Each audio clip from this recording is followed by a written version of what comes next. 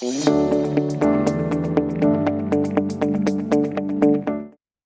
I'm Peter Towers, Managing Director and founder of ESS BIZTOOLS. Welcome to the ESS BIZTOOLS Accountants Minute podcast. And the subject for today's discussion is SMEs need a trusted advisor.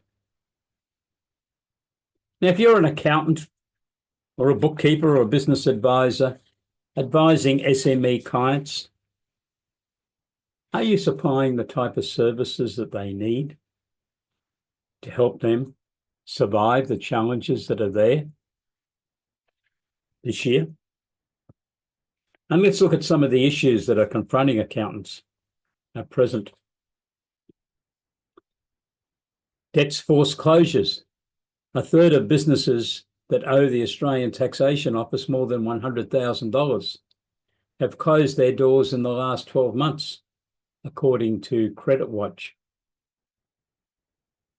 More than a quarter of Australian small businesses owners didn't pay themselves a salary or used personal savings to help with cash flow problems in the past 12 months, according to a CommBank news article.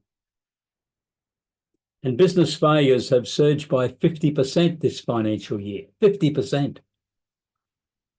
As elevated operating expenses, coupled with cost of living pressures and an aggressive crackdown on unpaid tax by the tax office, has a great toll on many of our SME colleagues.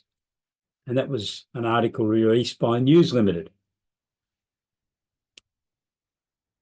As well as that, of course, we've got interest rates are too high, or still high. Inflation is high. And a comment was made by a Sydney business owner, which really highlighted the difficulty of managing cash flow in an unpredictable economy. People say, I'm going to start a business, and they think it's glamorous. But cash flow is one of the first places of reality that hits you. And I was not prepared to manage that, News Limited reported. Who's going to help SMEs with these problems? Because I think the SME landscape is fast developing a large number of businesses that have got problems. And when I look around the Australian scene as to who might be competent and capable of offering services to assist SMEs, I looked at solicitors, some of them maybe, some of them have got BComs and some of them have got very good commercial nous. But as an industry-wide assumption, I don't think so. There are people who are business advisors who don't want to run a traditional accountancy firm. They can assist, of course. But the most obvious group are the accounting firms around Australia, which appear to be in every small town, cities, of course, who are servicing SME clients because they're your key people. They're your bread and butter. And many of them are hurting.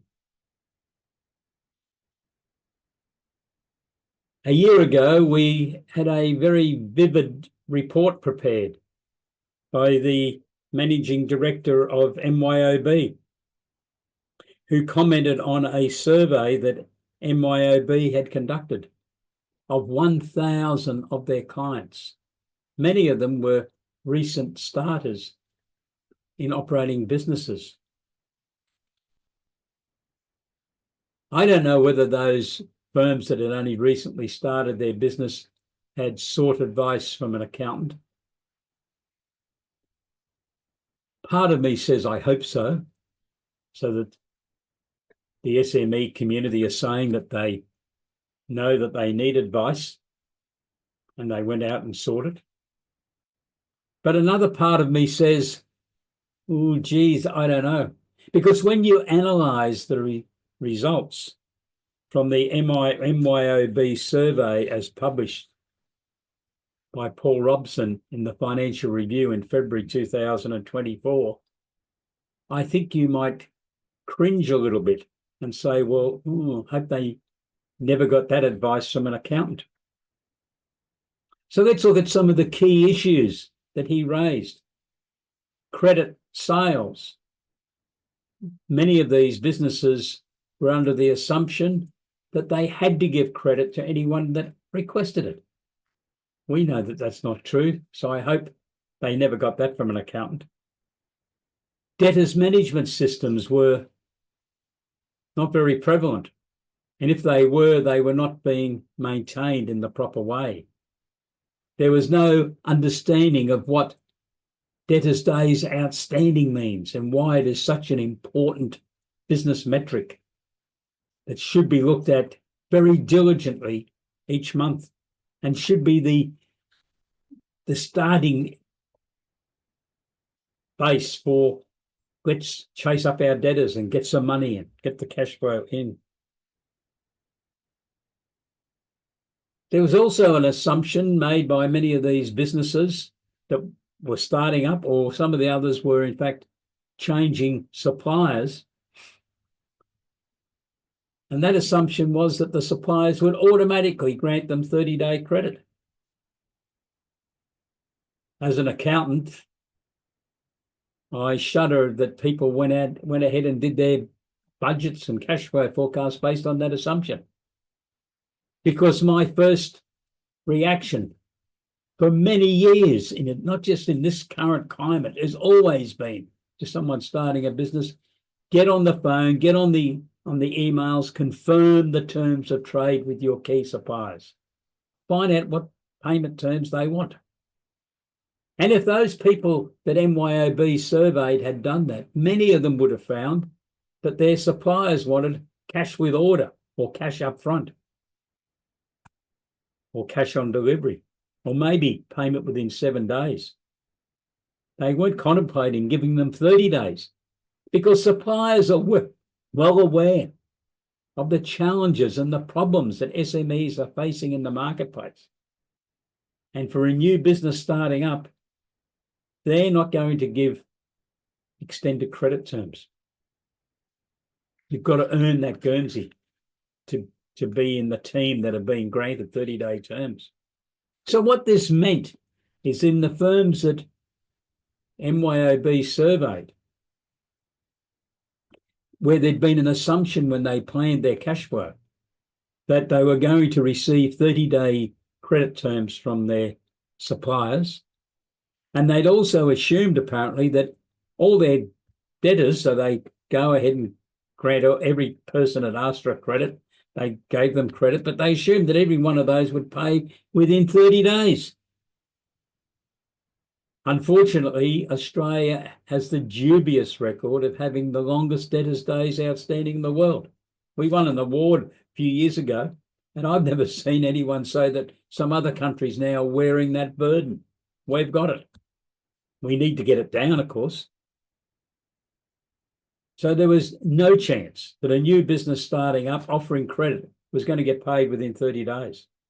But they, I understand, from the report, had assumed that in their cash flow forecast. So what happened? After 6 months, they started running into real problems. They had enough money to get them there, but they didn't have enough, of course. And the big group that then missed out was the tax office. And the tax office are quite aggressive these days. Gone has been the leniency that they granted through the COVID periods. They probably didn't want to do that, but the treasurer of the day told them to do that. So that those businesses also had the tax office chasing them. Now, that problem could have been overcome with proper advice, mentoring to the client, giving them a proper plan. I think for every one of our clients, we should be talking to them about a business plan, predictive accounting reports based on the business plan, the financial interpretation of the business plan. And one of the key components of that is who are going to be your suppliers? What accounts do we need to open? Let's make some phone calls and get some emails exchanged to confirm what the payment terms will be. And it's those payment terms that are then reported in the business plan and then reflected in the cash flow forecast, in the predictive accounting reports, budgets, the cash flow forecast, and the key driver analysis. Key drivers is very important. People forget about it. But we need to have sub-accounts when we do budget and cash flow forecasts to look at things like inventory. Where are the raw materials coming from? If they're importing them, what's the world situation doing to imports? Especially if they're coming out of the Middle East or out of Europe, where there's wars.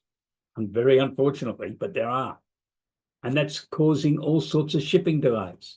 And that might mean that your client, instead of having stock on hand equivalent to 30 or 40 days, needs to have a stock on hand figure of 70 or 80 days. So that if there's a week or 2 weeks delay in a shipment arriving, they've still got raw material to continue their production. And what's the effect on finished products if they're making finished products? What's their stock on hand figure going to be? When's the key sales period? A lot of people forget this. They just assume everything's going to get sold at the same monthly amount every year. I've seen cash flow forecast after cash flow forecast prepared on that basis. And I say, if you're going to be selling $100,000 a month every month of the year, won't it vary? And you get the answer, oh yeah, and you go through it, and you might find that they're going to sell 70% of their sales in 3 months, normally around December, isn't it? The Christmas and then New Year's sales and all that. But what's that mean to their inventory levels that have to be maintained? Are they building them up? And is there enough finance to enable them to do that? This is why they need you as an accountant to assist them in understanding this. If they were larger, they'd have a full-time accountant sitting there. That person might have the title of Chief Financial Officer. And they would be sitting there doing this type of analysis day in, day out. They also do a lot of costing exercises and answering management queries, what I used to call the what ifs, because I was the Chief Financial Officer of a listed public company. And I was part of a leadership team. There were 9 or 10 others, plus the CEO, of course. And every day I would get what if type questions. And some of them were at night and some of them were over the weekends. And they were looking at variables. I had a full-time costing guy that was there doing costings, looking at analysis. How could we change things? What was the answers? Who does your client go to for that sort of advice? Now, they might need a full-time costing person, and they probably don't need a full-time accountant or a chief financial officer, but they need some component of both persons. It might only be that they need 5 hours a week of a CFO type person, or 20 hours a week of a costing person, or whatever it is. Where do they get that input from? Or do they sit down and try to bluff their way through? And that's why we have these problems that are occurring. And there's no doubt that this is going to cost your clients more money, but otherwise they're going to get into difficulties. So it's a cost. It's a bit like rent. It's a bit like their advertising. It's a bit like their team members. It's another team member they need. And admittedly, it's going to cost them a bit more than, if you worked it out on an hourly basis, than what their other team members are costing them. But they haven't got this skill level, have they? And they need it. And I think you've got to be more forthright in pointing this out to your clients. And if you're going to do this, you've then got to be making the commitment that these are the services your firm is going to offer. If you can be proactive in this space and encourage people to look at what your firm's able to do, you might only need 65% of the current clients you have, because you'll then be offering them further work. I think every accounting firm servicing SME should have a plan that over a 3-year period to get the fee split, 50% taxation type services and 50% financial and commercial advisory services to help your clients survive. So this is the theme of what we have talked about in Accountant's Minute, edition number 392.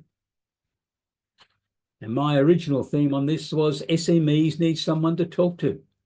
They need you to be listening to them as their commercial advisor.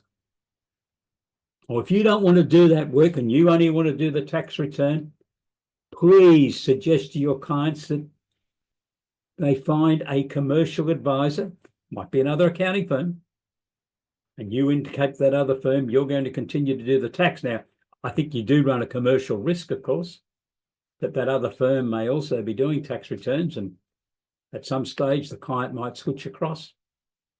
If you're prepared to take that risk, good luck. I don't think I would. If the client has got a good business and you've got a working relationship with the client, I think you should be moving forward on that relationship.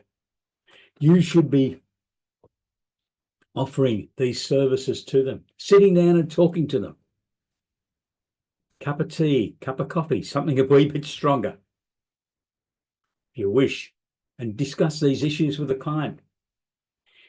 Within ESS BIZTOOLS, we've developed a whole package of services to assist you as an accountant to deliver these services. We've done the hard work.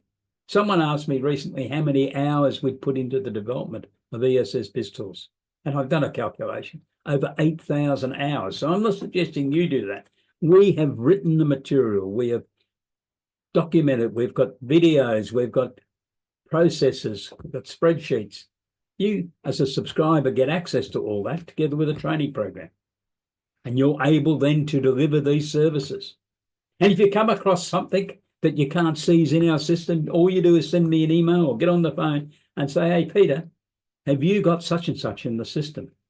And I might say, gee, I hadn't thought of that, or I've been thinking about doing that. And then we will look at writing it and putting it into our system, because we have grown over 25 years with continuing to produce material that the marketplace told us they wanted, or my reviews of the market told me I think SMEs need that advice. So that's the challenge for you today, to seriously look at how you can help your clients overcome the problems that are very, very evident in 2025. They're right there in front of us.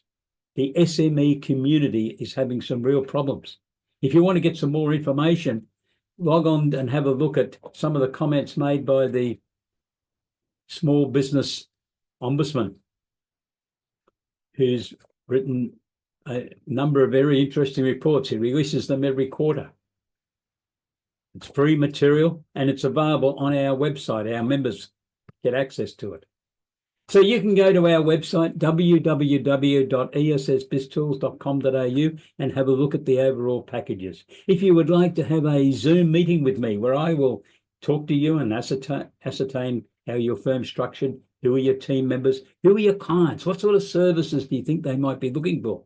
And I can then indicate to you whether ESS BIZTOOLS can assist you. And I think in the vast majority of cases, I will be positive in saying, yes, we can assist. You pay us a subscription, we help you with the training, we put you into our program, and then you start delivering financial and commercial advisory services to your clients. Things like the debtors management system, so you overcome their fiscal management issues. Things like business plans, things like risk management, things like budgets and cash flow forecasts, so they know where they're going. And if your projections are that your client needs more finance, we could look at raising capital, because we've got detailed packages on early stage innovation company, capital raising, crowdsource funding, equity raising, capital raising. Both of those capital raising structures were implemented by a Liberal National government 8 years ago to help SMEs to be able to raise finance for their businesses. Yet I find a lot of accountants don't seem to know that they're there. Your client might be interested in research and development. And at times I find that people are undertaking research and development, but they're a sole trader or a partnership. The problem with that, of course, is they don't get the accelerated taxation benefit that is only available to companies that are undertaking research and development activities. If you've got any questions on any aspect of how ESS BIZTOOLS can assist you to deliver an outstanding range of advisory services to your clients, please don't hesitate to contact me. You can send me an email, peter@essbiztools.com.au, or you could telephone us 0747241118. Or on our website, you'll see where you can book a meeting with me. That's complimentary. All you do is put your details there, and our system will allocate some days and times. And if they don't suit, just keep on going. There's a couple of months forward in those booking arrangements. You indicate when you'd like to have the meeting, and I'll be there talking to you.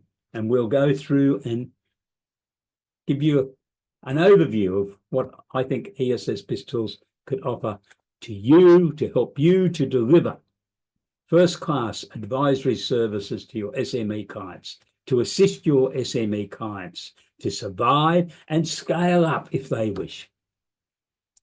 I look forward to hearing from you.